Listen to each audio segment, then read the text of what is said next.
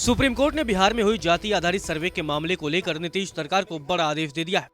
Court ने बिहार जाति आधारित सर्वे के मामले में अपना पक्ष बताते हुए कहा कि सर्वे का पूरा विवरण सार्वजनिक डोमेन में डाला जाना चाहिए ताकि उसके निष्कर्षों को अगर कोई चाहे तो चुनौती दे सके। इसके साथ ही कोर्ट ने मामले में किसी तरह का अंतरिम आदेश देने से भी इनकार कर दिया। जस्टिस संजीव खन्ना और जस्टिस दीपांकर दत्ता की पीठ ने उन याचिकाकर्ताओं को कोई अंतरिम राहत देने से इनकार कर दिया जिन्होंने जाति सर्वेक्षण और इस तरह की कवायद करने के बिहार सरकार के फैसले को बरकरार रखने वाले पटना उच्च न्यायालय के आदेश को चुनौती दी थी। सुप्रीम कोर्ट की पीठ ने कहा कि अंतरिम राहत का कोई सवाल ही नहीं है क्योंकि सरकार के पक्ष में उच्च न्यायालय का आदेश है।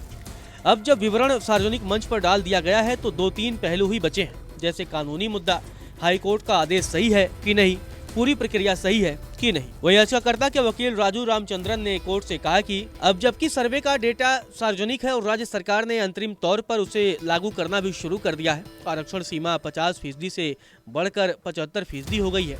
साथ ही उन्होंने आगे कहा कि वैसे तो आरक्षण की सीमा बढ़ने से हाईकोर्ट में चुनौती दी गई है, लेकिन हाईकोर्ट के मुख्य आदेश के खिलाफ इस कोर्ट में मामला लंबित है। राज्य सरकार इसे लागू कर रही है। ऐसे में कोर्ट को अगले सप्ताह अंतरिम राहत पर सुनवाई करनी चाहिए क्योंकि उन्होंने पूरी प्रक्रिया को चुनौती दी।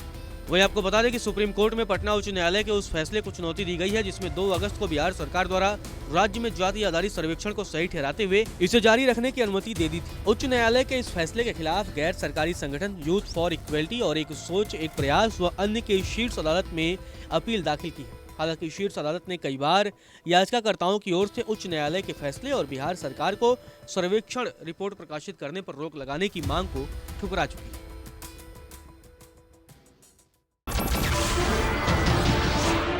नमस्कार, मैं हूं मानक गुप्ता। अगर आपको हमारा ये वीडियो पसंद आया हो तो इसे लाइक और शेयर जरूर करें और हाँ, हमें सब्सक्राइब और फॉलो करना ना भूलें ताकि आप देश और दुनिया की कोई खबर मिस ना करें। तो जुड़े रहिए हमारे साथ और देखते रहिए न्यूज़ 24।